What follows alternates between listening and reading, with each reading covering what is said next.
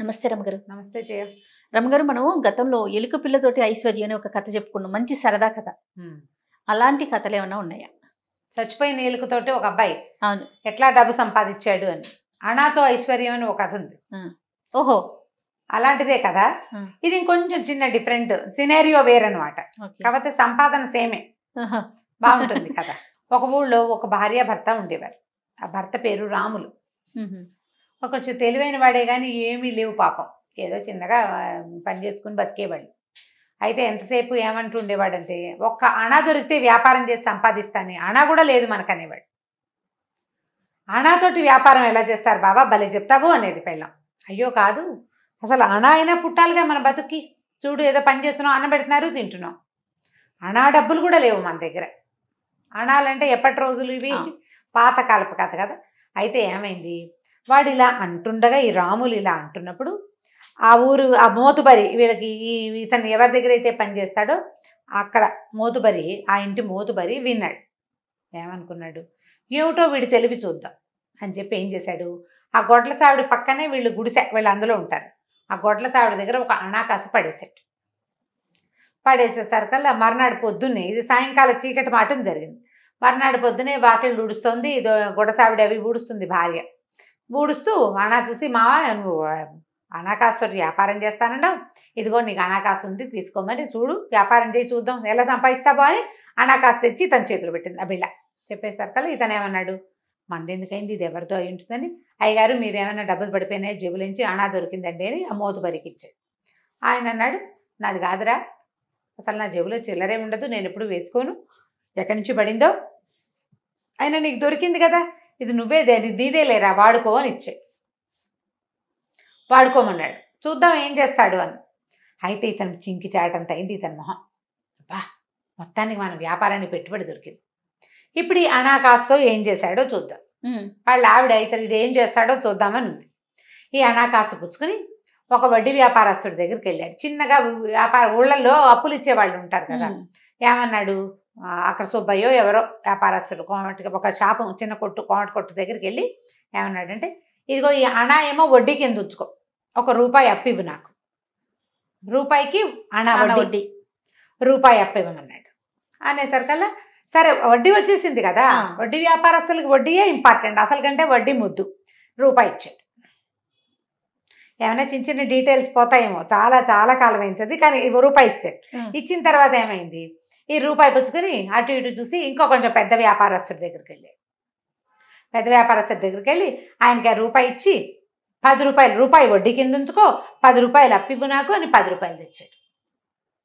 మొదట తెచ్చింది ఎంత, రూపాయి, అణా నుంచి రూపాయి, రూపాయి నుంచి ₹10, ₹10 ఇచ్చి ₹100 తెచ్చాడు ఒక చోట నుంచి. ఇంతకీ ఆ అన్న తనది కాదు చూడండి.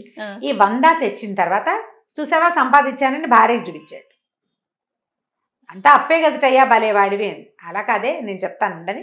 అక్కడి నుంచి ఏం చేశాడు, ఈ 100 చేతిలో 100 ఉంది కదా, ఈ 100 పట్టుకెళ్ళి ₹1000 అప్పు తెచ్చాడు ఇంకొక దగ్గర నుంచి. ₹100 వడ్డీకి ఎవరిస్తారు, ఎవరు ఇవ్వరు, అర్జెంటు నాకు డబ్బులు, అందుకని ఈ 100 వడ్డీకి ఉంచుకొని 1000 తెచ్చి భార్యకి చూపించాడు. అయినా కూడా ఇదేగా. ఇది తీసుకున్న తర్వాత ఏం చేశాడు, ₹1000 ముందు 100 ఒక చోట తెచ్చాడు, ₹10 ఒక చోట తెచ్చాడు, రూపాయి ఒక చోట తెచ్చాడు, వాళ్ళందరూ అప్పులు తీర్చేశాడు. చిన్న అప్పులు ఏం లేవు, ఇప్పుడు కేవలం ₹1000 అప్పు ఒకటి మాత్రమే ఉంది. తెలివిగా పెద్ద అప్పు తెచ్చి చిన్న అప్పులు తీర్చుకోవాలి, తెలివైన వాడు చేసే పని. ఈ 1000 ఏం చేశాడంటే, ఇందులో కొంత డబ్బులు మళ్ళీ వాడేశాడు. 900 చిల్లరే ఉంది, 10 100 తీసేశాడు కదా, అందులో 900. అక్కడి నుంచి ఈ డబ్బులు పుచ్చుకొని వెళ్ళి పక్క ఊళ్ళో ధాన్యం వ్యాపారస్తుడు ఒకటి దగ్గరికి వెళ్ళాడు. ఇంకా కోత మీదే ఉంది. ఉండేసరికల్లా వెళ్ళి ఏమన్నాడు, మొత్తం అంతా నేనే కొంటా, కావాలంటే భయానా ఇదిగో 900 డబ్బులు, రేపు ఇవ్వబోయే డబ్బుకి ముందు భయానా ఎవడిస్తాడు, నువ్వు ఏ వ్యాపారస్తుడికి అమ్మకూడదు, మొత్తం ఇప్పుడు కళ్ళం మీదే నేను కొనేసుకుంటున్నా, నువ్వు ఎంతంటే అంత రేటు, వాళ్ళందరికీ ఎంతకు అమ్ముతావో అంతే, నీకెవరు భయానా ఇవ్వరు, నేను నీకు ఇస్తున్నాను భయానా డబ్బులు ముందే ఇచ్చేసాడు. ఇచ్చేసేసరికల్లా ఈ కళ్ళాల మీద ఉన్న రైతులు ఎవ్వరూ ధాన్యం వ్యాపారస్తులకు అమ్మల. వాళ్ళంతా ఈ కోతలు అవ్వగానే జనం అంతా వచ్చేసారు కొనుక్కోవడానికి. వ్యాపారస్తులు కళ్ళాల మీదే కదా కొంటారు, కోతలు అప్పుడు కొనరు, కళ్ళాల మీదకి వచ్చాక కొంటారు. కోతకి కళ్ళానికి గ్యాప్ ఉంటుంది. వీళ్ళు కోస్తారా, ధాన్యం కోసి ఇదంతా కుప్పేస్తారు, ఒక చోట వేస్తారు, కట్టేతంటారు, తర్వాత నూర్పిళ్ళు, ఆ తర్వాత కళ్ళాల మీదకి చేరతాయి. ఈ వ్యవహారం గ్యాప్లో వీడు డబ్బిచ్చేసాడు. ఎప్పుడైతే ఇది నూర్పిళ్ళు అయిపోయి జనాలు కొనడానికి కళ్ళాల మీదకి వచ్చారో, మేము ఎవరికి అమ్మలేము, ఆల్రెడీ అమ్మేశాము, వాడు భయాన కూడా ఇచ్చేసాడు, రేపో మాపో వచ్చి మరి డబ్బులు ఇస్తాడు, పట్టుకెళ్ళిపోతాడు అన్నారు. ఎవరు కొన్నారంటే ఫలానా మోతుబరి గారి దొడ్లో పనిచేసే రాములు. జనాలంతా వీడి కోసం వేటాడడం మొదలుపెట్టారు, వెతికి పట్టుకున్నారు.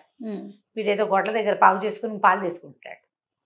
పట్టుకున్నారు, బాబు నువ్వు పక్క ఊర్లో ఉన్న ధాన్యం అంతా కొనేసావట, మేము మారుబేరానికి అమ్మేవాళ్ళం, ఇక్కడి నుంచే తీసుకెళ్తాం, ఇది నాణ్యమైన వస్తువు, రేటు తక్కువ వస్తుంది, అంతా నువ్వు కొనేసావు, ఎట్లాగా అని గోల పెట్టారు.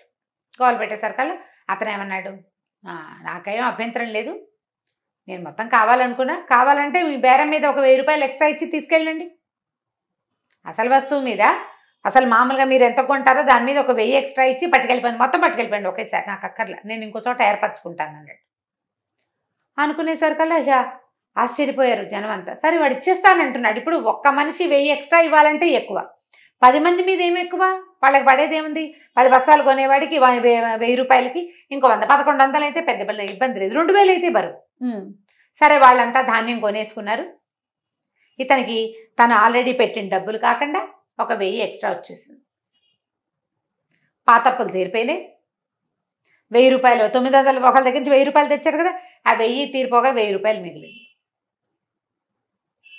ఇక మోతుబరి ఇంటి పక్కన ఖాళీ స్థలం ఎప్పుడో వీడికి ఇచ్చారు ఇల్లు కట్టుకోవటానికి, సొంతంగా ఇల్లు కట్టేసుకున్నాడు ఆ డబ్బులతోటి. వాడి ఇల్లు వాడిదే. మోతుబరికి ఇదంతా తెలిసింది, ఆయన గమనిస్తూనే ఉన్నాడు.